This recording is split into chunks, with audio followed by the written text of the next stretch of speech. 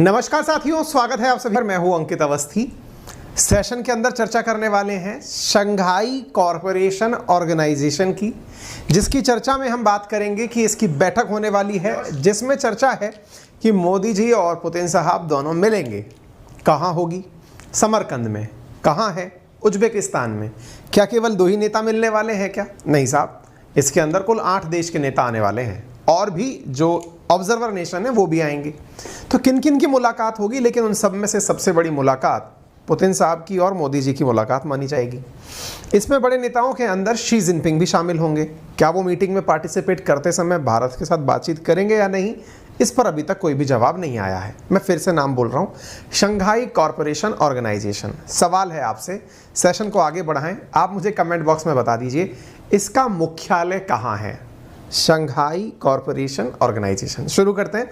Session की शुरुआत में आपके सामने कुछ न्यूज़ की कटिंग्स हैं, जिनमें आप देख सकते हैं कि PM Modi to attend SCO meeting with Xi Jinping Vladimir Putin. इन सब के साथ में ये मीटिंग में शामिल होंगे। उज्बेकिस्तान के समरकंद में यह मीटिंग होने जा रही है। प्रधानमंत्री जो है वो यहाँ पर जाएंगे और साथ में प्रधानमंत्री जो हैं वो उन 15 लीडर्स में शामिल हैं जो उज्बेकिस्तान के अंदर सितंबर 15 और 16 को होने वाली मीटिंग में प्रेजेंट होंगे। कमेंट बॉक्स के अंदर आंसर आने शुरू हो गए हैं।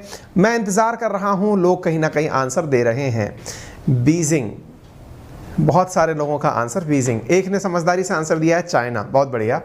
चलिए, यानी कि शंघाई कॉरपोरेशन ऑर्गेनाइजेशन आपको कंफ्यूज नहीं करता है, याद रखिएगा। शंघाई शब्द से कंफ्यूज मत हो जाइएगा, ठीक है ना।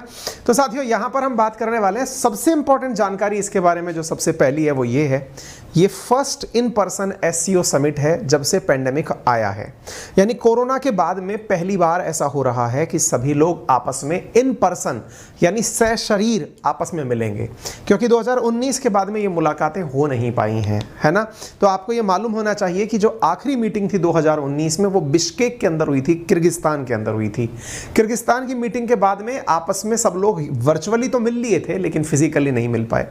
अब एक इंपॉर्टेंट जानकारी ये भी सुन लीजिए, इस मीटिंग के तुरंत बाद जो नेक्स्ट वाली मीटिंग है, यानी कि वर्ष 2023 वाली जो मीटिंग है वो इंडिया में होगी, और उस समय दुनिया भर के सारे नेता इंडिया आएंगे 2023 में, ठीक है। जिस प्रकार से अभी सितंबर में ये मीटिंग हो रही है, इसके बाद में अगले साल के लिए इंडिया प्रेसिडेंट बन जाएगा, या यूं समझिए कि इंडिया में मीटिंग हो जाएगी। फिलहाल मीटिंग समरकंद में हो रही है, समरकंद उज्बेकिस्तान में है। वर्ष 2022 में ये मीटिंग होने जा रही है। एससीओ, शंघाई सहयोग संगठन, इसकी स्थापना 15 जून 2001 को हुई थी। इसके अंदर 8 देश हैं, 8 परमानेंट मेंबर देश हैं, 4 ऑब्जर्वर देश हैं। नाम से कंफ्यूजन ना हो इसलिए बार बार मैंने आपसे पूछा, यहाँ शंघाई केवल नाम के लिए है। राजधानी यानी जो चीन की राजधानी है वही इसका हेडक्वार्टर है। भारत 2017 में इसका स्थायी सदस्य बना था। भारत के साथ साथ ही पाकिस्तान भी इसका स्थायी सदस्य बना था। वर्तमान में इसके अंदर कौन कौन से देश शामिल हैं, तो कुल 8 देश शामिल हैं। 4 सेंट्रल एशियन कंट्रीज हैं। इसके अलावा जो बाकी देश बचे उसमें इंडिया, पाकिस्तान, चाइना और रशिया है। शुरुआत में जब इसकी शुरुआत हुई थी तो इंडिया और पाकिस्तान के बिना ही हुई थी। चारों सेंट्रल एशियन देश। एक बड़ा सवाल इसमें अक्सर पूछा जाता है वो ये है, सेंट्रल एशियन कंट्री 5 हैं लेकिन इसमें 4 का नाम है, तो वो कौन सा कंट्री है जो इसके अंदर सहयोगी नहीं है? तो आंसर है तुर्कमेनिस्तान इसके अंदर पार्टिसिपेट नहीं करता। उज्बेकिस्तान है, किर्गिस्तान है, ताजिकिस्तान है, कजाकिस्तान है। तुर्कमेनिस्तान इसके अंदर सहयोगी संगठन के रूप में कार्य नहीं करता है। रशिया, चाइना, इंडिया, पाकिस्तान समेत कुल 8 देश इसके अंदर शामिल हैं, ठीक है। बात करते हैं इसके अंदर जो आने वाले ऑब्जर्वर नेशंस हैं। ऑब्जर्वर नेशंस में जो सबसे खास है वो है बेलारूस, और इसके साथ साथ खास है ईरान। ये दोनों भी यहाँ पर उपस्थित होने वाले हैं। चर्चाएं बड़ी मान्य है कि यहाँ पर ईरान का आना और बेलारूस का आना, दोनों ही देश परमानेंट मेंबर इसके अंदर बनना चाहते हैं।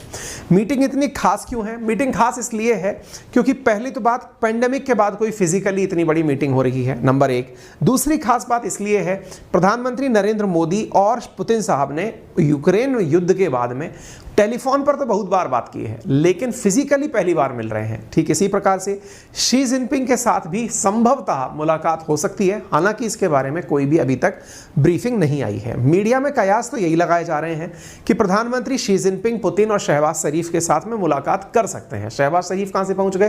पाकिस्तान की तरफ से पहुंच गए, ठीक है ना।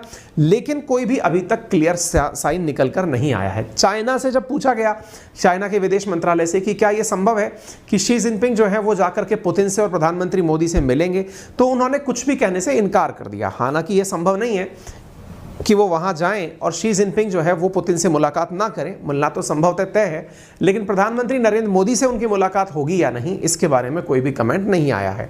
विभिन्न मीडिया हाउसेज की अगर बात माने, चाइना फॉरेन मिनिस्ट्री की बात अगर माने, तो Xi Jinping unlikely to meet in Uzbekistan with प्रधानमंत्री नरेंद्र मोदी। हालांकि आपको मालूम होना चाहिए कि हाल ही के टाइम पर जो मैंने मतलब पेट्रोलिंग पॉइंट नंबर 15 और आसपास के जो क्षेत्र थे, लद्दाख के क्षेत्र, वहां से 16वें राउंड की भारतीय और चीनी सेना के बीच की बातचीत के बाद दोनों ने सेनाएं जो एक दूसरे से पीछे हटाने का निर्णय लिया था, उसको जोड़ा एससीओ समिट से ही जा रहा था। आपको मालूम होगा गलवान वैली इंसिडेंट के बाद भारत और चीन की सेनाएं आपस में 16 बार बातचीत के लिए बैठ चुकी हैं, लेकिन 16 बार की बातचीत में एक बार भी यह निर्णय नहीं हुआ था कि दोनों सेनाएं अपने आप को उस पॉइंट से दूर करेंगी जो कि एक दूसरे के बीच में बोन ऑफ कंटेंशन है। हालांकि 16वें राउंड की बातचीत जो जुलाई में संपन्न हुई थी, उस पर निर्णय अभी निकल कर आया और सेनाएं एक दूसरे से दूरी बना करके मूव करना शुरू कर दी। उसका जोड़कर के रिलेशन ये निकाला जा रहा था कि शी जिनपिंग समरकंद जाएंगे, प्रधानमंत्री भी वहां होंगे, तो दोनों आपसी टेबल पर बैठकर बातचीत कर सकें, इसलिए सेनाएं पीछे भेजी गई हैं।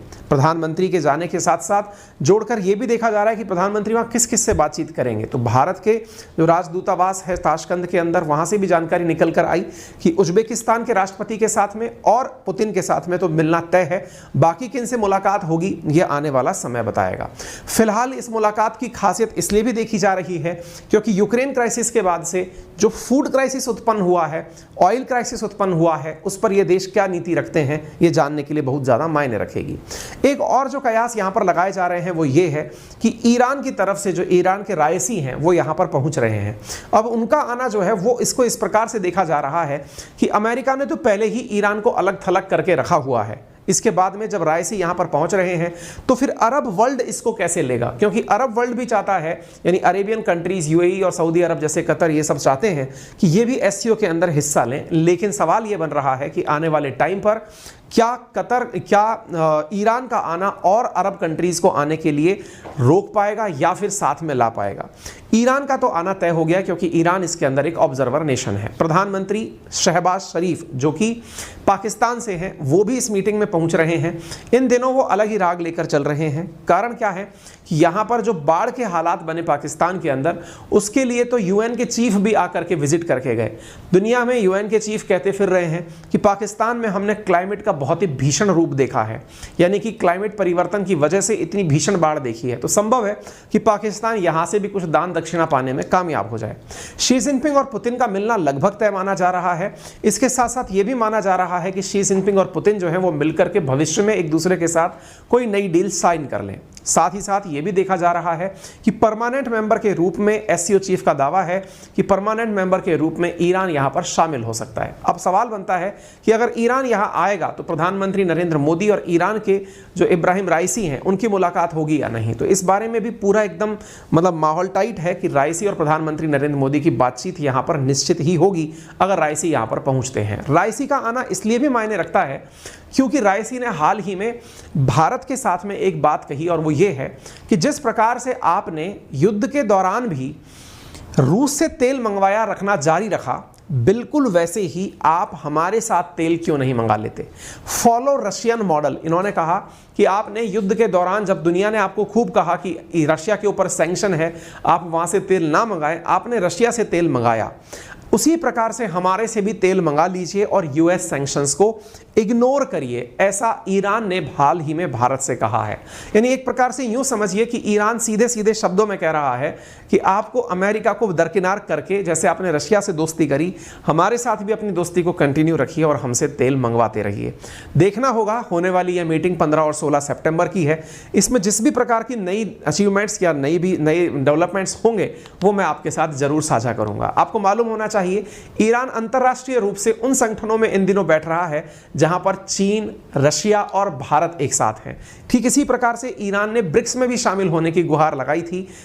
एक प्रकार से ये कयास लगाए जा रहे हैं कि ब्रिक्स और एससीओ जैसे संगठन जो हैं वो आने वाले समय में अमेरिका विरोधी गुटों के रूप में जाने जाएंगे। फिलहाल के लिए इतना ही।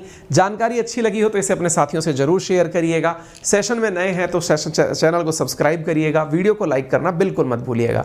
इस कंटेंट की पीडीएफ मैं अपने ऑफिशियल टेलीग्राम चैनल अंकित अवस्थी सर और GK by Ankit Awasthi sir, जो कि वेरीफाइड टेलीग्राम चैनल्स हैं, उन पर डाल दूंगा। फिलहाल के लिए जरूरी जानकारी ये है कि रेफरल कोड अंकित 10 के साथ में आपको 20% डिस्काउंट ऑफर किया जा रहा है on all Unacademy subscriptions including UPSC and SSC. UPSC category के अंदर जो हमारे कोर्सेज हैं, उन कोर्सेज के टॉप एडुकेटर्स के द्वारा क्रिएटेड कोर्सेज आपको दिए जा रहे हैं। अभी अनलॉक 20 का लाभ चल रहा है। 2 प्रकार के कोर्सेज यूपीएससी में है, एक प्लस है और एक आइकॉनिक है। आइकॉनिक के अंदर पर्सनल मेंटरशिप मिलती है, प्लस के अंदर 2 साल का कोर्स 62,000 रुपए मात्र में दिया जा रहा है 20% डिस्काउंट के साथ। वहीं 95,000 में आइकॉनिक का कोर्सेज है, 24 मंथ्स के लिए अवेलेबल है। यूपीएससी के नए बैच 15 तारीख से शुरू हो रहे हैं, आप इसमें पार्टिसिपेट कर सकते हैं। आप चाहें तो इस संडे को होने वाले कॉम्बैट में भी पार्टिसिपेट कर सकते हैं, जिसके माध्यम से आप टॉप रैंक पाते हुए नए बैचेज में शामिल हो पाएंगे। यूपीएससी की नई टेस्ट सीरीज शुरू हो चुकी है। यदि आप में से कोई भी साथी से ज्वाइन करना चाहे तो बेहतरीन टेस्ट सीरीज है जो अनअकैडमी पर उपलब्ध है। आइकॉनिक सब्सक्रिप्शन खास क्यों है? क्योंकि इसके अंदर मिलती है personal mentorship, proper 1-to-1 answer writing practices, साथ में आप लोगों को डेली कम्युनिकेशन, साथ में चैट बेस्ड डाउट सॉल्यूशन, साथ में डाउट की क्लासेस और भी प्रिंटेड मटेरियल के नोट्स, ये सारी चीज़ें आपको इसमें दी जाती हैं। कोर्स परचेज करते समय किसी भी प्रकार की असुविधा हो कोर्स परचेज करने में, आपको अगर लगता है कि आपको लोन की आवश्यकता है तो आप अनअकैडमी से 0% इंटरेस्ट रेट पर लोन फैसिलिटी का भी लाभ ले सकते हैं। अधिक जानकारी के लिए आप हमारी टेक्निकल टीम को 7878158882 पर कॉल कर सकते हैं। आपका समय शुभ हो। धन्यवाद।